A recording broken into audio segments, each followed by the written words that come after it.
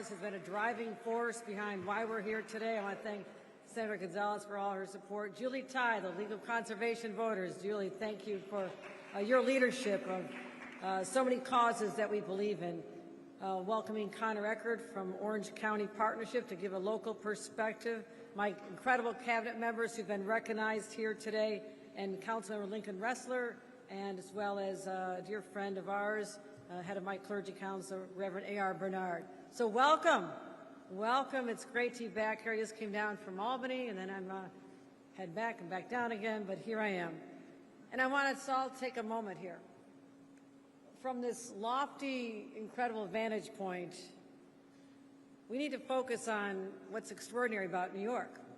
The exquisite architecture, unsurpassed economic power, immense creativity, achievable success, and endless possibilities. Just take a look at this. But for those who only know this part of New York, this is one slice of it. This is one slice of it.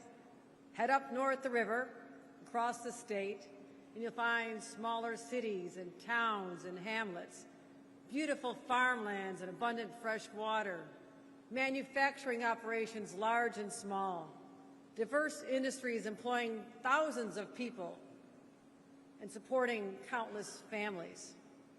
New York is the place where people of all ages, all walks of life, all companies want to be. For New York is the American dream. We've remained the economic center of the world by embracing change, but also demanding that change uplift our people. And today, the winds of change have blown in with the force of a hurricane. We're in the midst of one of the most significant economic upheavals in generations, perhaps ever. Artificial intelligence is changing the way we work, the way we learn, the way we communicate, the way we do business. And it has sparked a heated debate over the rapid construction of massive energy-guzzling infrastructure that is needed to power the industry. These hyperscale AI data centers consume enormous amounts of power, truly threatening to outpace our grid's capacity, and they drive up costs for local ratepayers. And I refuse to let those costs be passed on to New Yorkers, who already pay too much for their utility bills. These data centers require millions of gallons of water, straining the local supplies. And when powered by fossil fuels, they drive up our carbon footprint. They occupy massive amounts of land, potentially displacing agricultural space and open spaces. And if you live near one, they emit vibrations and noise ranging from annoying to loud sound that's so loud it's deafening and disruptive to homes and neighborhoods. The bottom line is progress shouldn't arrive with a higher utility bill, depleted water supply, or noise pollution. So we have no choice but to address these challenges created by these massive facilities. That is why today I'll be signing the nation's first ever statewide moratorium on hyperscale data centers.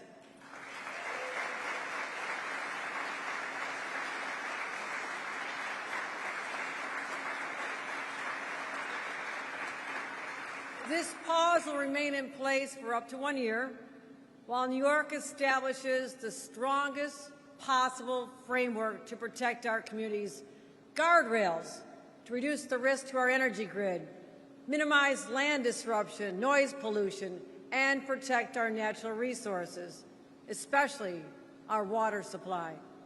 And we're doing this with the support of the sponsors of the moratorium bill. I want to thank Senator Gonzalez, who's joined us here today. You'll be hearing from her momentarily. Give her another round of applause. Assemblymember Dee Dee Barrett, who could not join us but will be joining me later this week. Your leadership is a large part of why we're here today, so I say thank you. As I announced in my State of the State address just earlier this year, New York will require data centers to either produce their own energy or pay a premium to tap into our grid. It's the only way to ensure that our residents and businesses have affordable energy that they need and that our power capacity is already stretched to its limit, so we have so much more to do. You know, we've invested so much in other forms of power to meet the current needs of New Yorkers and our businesses. Everything from hydroelectric power, looking hard into offshore wind despite the headwinds from Donald Trump and the administration keeps shutting it down. Clean nuclear power. We're fighting hard to deliver affordable energy for all New Yorkers against, as I said, constant obstruction from the Trump administration, dead set on killing renewable energy. But our current energy needs and our future energy needs require far more power than we're producing even now, just for ourselves. And that's why I've ordered the formal implementation of this new requirement. As I said, that data centers supply their own power or pay a premium to get underway. We also have a lot of work to do from all my agency teams. We're going to explore having hyperscale data centers pay into a larger fund to support our grid statewide. We need to invest in this, help defray costs, reduce bills for our ratepayers. We expect this process, which we already launched, to be completed within the year. Once this policy is in place, the moratorium will be reviewed and lifted. But there's something else that's so important to me. These data centers should only be built in places that want them. So they will never be exempt from local zoning, local approvals. You know, I was a local official for 14 years, a council member, just like Lincoln, a little smaller town. 14 years. That experience taught me to always put the needs of the local residents first, full stop. And that's why I've directed my administration to create what we're calling the Community Investment Framework for those localities that want to host data centers. I want to make sure that if they're going to come, those localities will reap substantial benefits.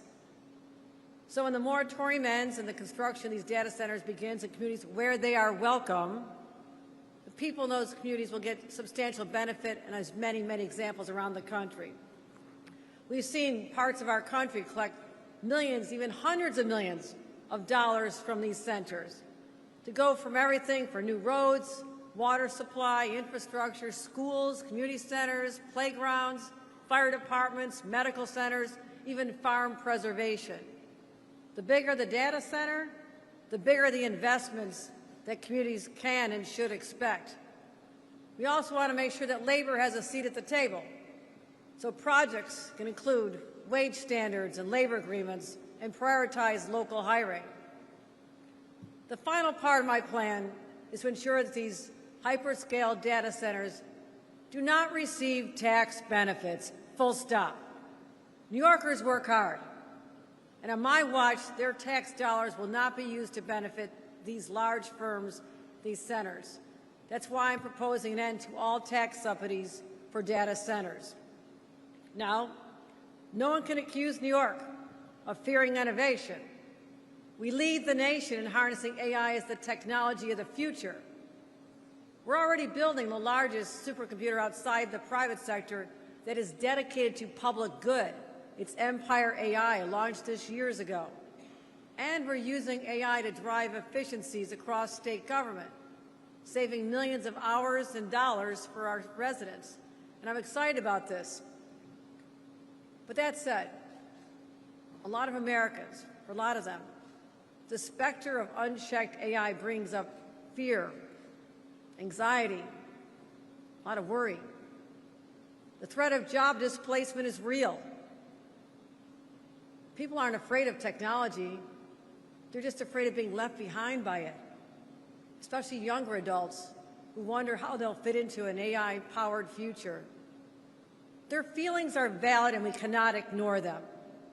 Just as automation had a seismic impact on our economy and our workforce generations ago, today it is AI that is changing our world and our workforce at warp speed. For this reason, I've already convened our Future Works Commission, filled with top experts and industry leaders, academics, labor leaders. Everyone is at the table, technology experts.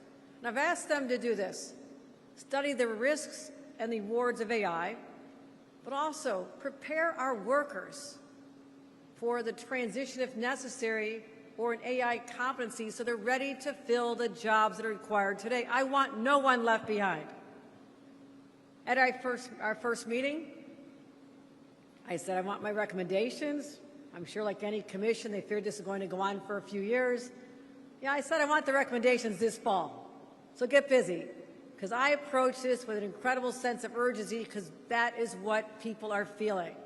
And I want them incorporated into my next State of the State address. Now, I began my remarks today by asking you to just look out at this incredible horizon. Let's start by looking just around us, inside. The building we're in right now was built in 1882 as a sugar refinery when factories lined New York's waterfront. Over the next century, our nation saw those jobs disappear. And New York had to reinvent itself once again, over and over. Next is the financial capital of the world. When this factory finally closed its doors in 2004, New York City and the real estate community came together, worked together to transform this building into something built for the new economy, a home for tech startups. But just as important to me is what's below us, Domino Park, a public community space beloved by the people who live here, built and paid for by the team behind this incredible development. Truly a vast improvement over its industrial past. Again, this is what happens when government and the private sector team up. They can create something quite extraordinary.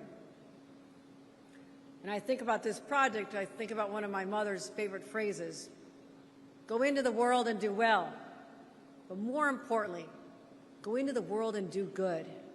In fact, we have that, used to be on our refrigerator when I was growing up, and now it's inscribed in my mother's headstone. So her children and grandchildren and others will know that's what she stood for. I embody that sense as well every day. But that's how we do things in New York. We want people here. We want them to invest. We want them to grow their business and do well. But when you do well and you benefit from the talent, the land, and the energy of New York, we expect you to do good for our communities. When you succeed because of New York, New Yorkers should succeed as well. It's that simple. You know, a couple years ago I said in my State of the State, whoever owns AI owns the future. I stand by that. New York will always welcome investment and innovation, and will always, always stand up for our workers and our people. No one gets to build their future by asking hard-working New Yorkers to sacrifice theirs. So, if you're willing to create good-paying jobs, you're willing to invest in communities that make your success possible, you'll find no stronger partner than the state of New York. And I also believe this, that the businesses that build technology capable of changing civilization with AI are also capable of working with us to protect our power grid, to protect our water supplies and our communities. I believe it can be done, which is why, as your governor, I don't want New York to be first. I want New York to be first in the right way. And that's why we're going to take the time to get it right. That is my commitment to the people of the great state of New York. Thank you very much.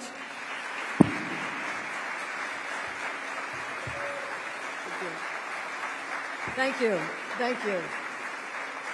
Thank you. Let me welcome my partner in state government, our Senator Kristen Gonzalez. I apologize. There's a lot of Kristen Gillibrands. Senator Gonzalez. Let's give it up for Senator Gonzalez. I love when they do a higher job. There you go. Thank you, Madam Governor, and good morning, everyone. Thank you all so much for joining us today. I'm State Senator Kristen Gonzalez. I represent District 59 on the east side of Manhattan, in Western Queens, and right here in Northern Brooklyn. It's actually one of the best views of my district, so I want to thank the governor's team for choosing always such a good location. I'm also the chair of the Internet and Technology Committee and the proud Senate sponsor of the Responsible Data Center Development Act, which passed with bipartisan support through both chambers this year. In my time in office, I have learned what it means to make good tech policy and what makes good government. Good tech policy is founded on the principle that technology should make our lives easier, not harder. And good government means collaborating, balancing interests, and delivering real wins for New Yorkers. Today's executive order establishing the first in the nation statewide data center moratorium shows what is possible when we take both of these principles seriously. With this executive order, Governor Hochul is setting the standard that technology should improve our lives, not pollute our environment, strain our energy grid, or drive up our utility bills.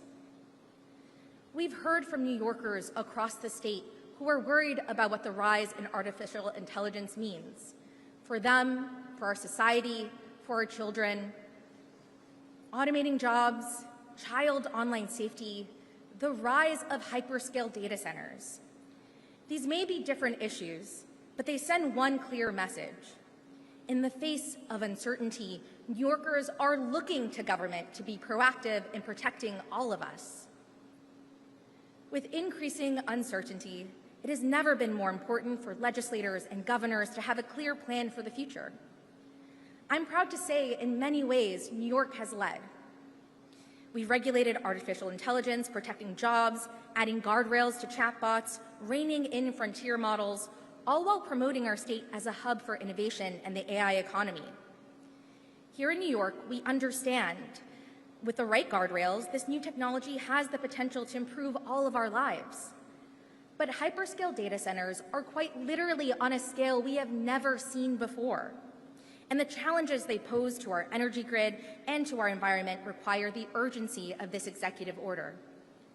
Potential data centers in New York are seeking more than 9,000 megawatts of new electricity, about 1/3 of the total energy New York uses yearly.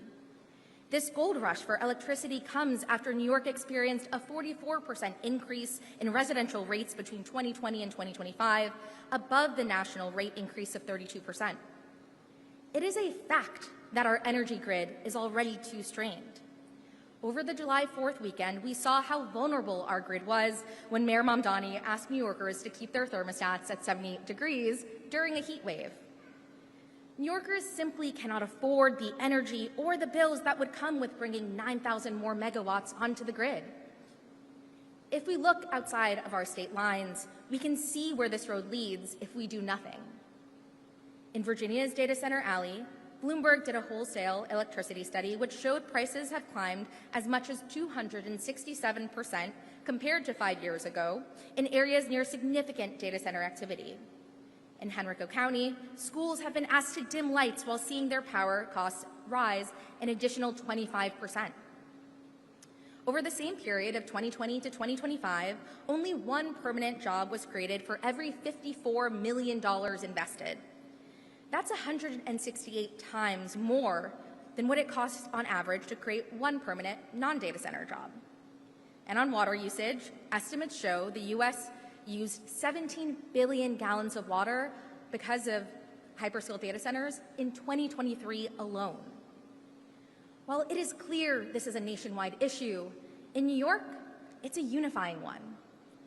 Support for a data center moratorium transcends demographics, political ideologies, and geographies. All across the state, in towns like North Tonawanda and Alabama, New York, in counties like Rockland and Chautauqua, upstate and downstate, New Yorkers made their voices heard. If big tech is coming onto our turf, it should be on our terms, which means no more new data centers unless we have the right processes in place. That's why this executive order is so significant. Similar to our bill, by establishing a moratorium on Department of Environmental Conservation permits for the largest data centers, 50 megawatts and above, while a general environmental impact study is conducted, we are giving our state time to plan for a positive energy future. By directing the PSC to complete their Energize New York proceeding and charge large energy facilities higher to pay into a grid fund, we are making these large companies pay their fair share while protecting our grid. And by issuing guidance on a community investment fund, we are giving local governments a framework to negotiate and to win. With this, we can continue to benefit from innovation while protecting ourselves from its risks. Thank you to Governor Hochul and her team for working with us. Thank you for balancing interests and delivering a real win for New Yorkers. And thank you for taking action proactively to protect all of us.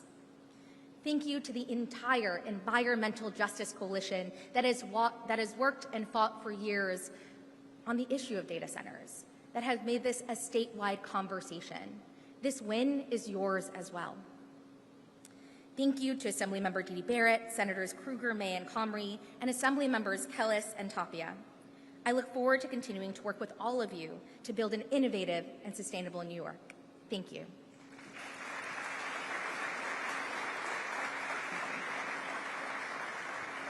And with that, I have the immense privilege of introducing our next speaker, Julie Tai, President of the New York League of Conservation Voters. Thank you.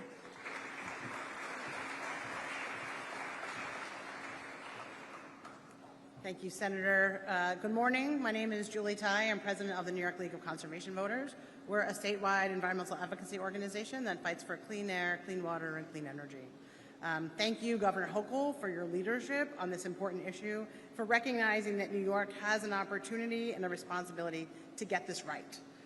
We're so grateful to Senator Gonzalez and Assemblymember Dede Barrett for elevating this issue and advancing legislation that zeroed in on the challenges posed by large-scale data centers, an issue, as senators pointed out, has been prioritized by so many in the environmental and environmental justice movement. Artificial intelligence and the technologies powered by data centers are part of our everyday life.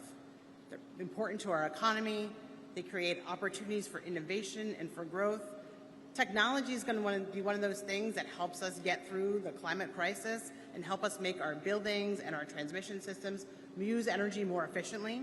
The question is, how does New York embrace this technology responsibly? Because large data centers consume enormous amounts of energy. 9 gigawatts of energy, think about that. That is a massive amount of energy. By comparison, Champlain Hudson Power Express is bringing 1,250 megawatts of clean energy into New York City. That's going to power about 20% of New York City's needs. So think about how much that energy that is. And thank you again, Governor, for making sure that project moved forward. We know families are already worried about the rising cost of utilities, and our electric grid is under increasing pressure. As data centers put pressure on electricity demand, we have to ensure that everyday New Yorkers aren't left footing the bill and that data centers pay their fair share. Ratepayers and communities must be protected. We're experiencing another summer heat wave. And today I got another air quality advisory, which I think you can all see the haze out there. It reminds us why building a clean, reliable energy systems matters. Unchecked growth of data centers relying on fossil fuels for energy is a public health issue. Data centers require a lot of natural resources and have the potential to harm local communities. Local air quality, water resources, and environmental justice communities deserve protection. That's what this executive order is about. Some moratoriums are used to endlessly stop progress. That's not what this is. This is a pause creating the time needed to put the right guardrails in place to make sure progress happens responsibly. We can grow New York's economy and still protect our air, our water, our communities. This is an opportunity to strengthen our clean energy future.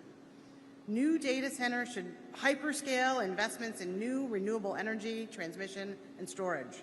They should be adding clean energy to the grid, not competing for the limited resources that we already have. New York has always shown that economic growth and environmental leadership go hand in hand, and this executive order keeps us moving in that direction.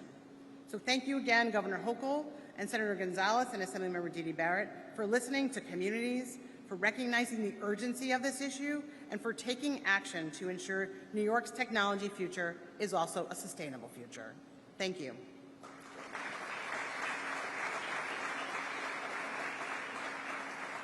Now I'm pleased to introduce Connor Eckert, President and CEO of the Orange County Partnership.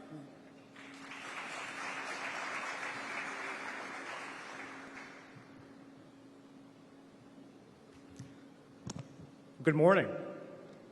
Is everyone doing okay? Good. My name is Connor Eckert. I'm the President and CEO of the Orange County Partnership. Center for Economic Development down in the Hudson Valley. It's a privilege to be here. And firstly, thank you, Governor Hochul, for your leadership and outside-the-box creativity on this very nuanced issue that I think economic developers at the local level are grappling with every day. Our local stakeholders, our business partners, our town supervisors and mayors are asking questions about data centers, and having the framework in place to answer the question and provide process is critical. So thank you, Governor.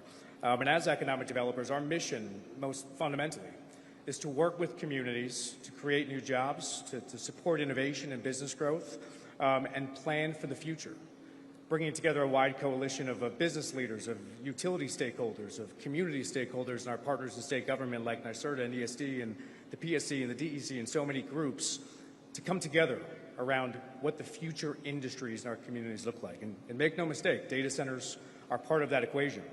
They're the backbone of the digital economy, right? As AI continues to proliferate as a change maker and a change agent, a disruptor. But at the same time, we need to approach the data center and AI sector strategically, responsibly. And as many economic developers in the room will attest, energy is our most critical resource right now, energy and people.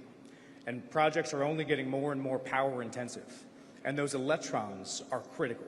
And in Orange County, we see that as an opportunity to maximize job creation, but make sure we're developing our sites and our communities responsibly, and maximizing opportunities for long-term investment. So the framework announced today, I think, creates an opportunity to bring the right voices to the table, to wrap our arms around what will be a critical sector for New York and frankly, the country, but making sure we're regulating it and approaching it correctly and dynamically and thoughtfully.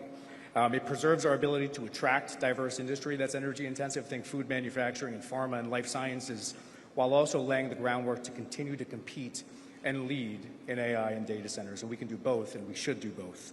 And again, in Orange County, we're focused on attracting the industries of tomorrow, but we want communities to be at the table with us, building a strategy that is inclusive, that is transparent, and that is lasting. And by strategically planning today, we are laying the groundwork to compete tomorrow in a thoughtful and dynamic way. I'm happy to be here. I'm happy to give some local perspective. It's a tall task following up 3 amazing speakers, but happy to do it. And thank you, Governor Hochul. Thank you for having me. And thank you again. Okay. Ladies and gentlemen, please remain seated as the governor signs the executive order.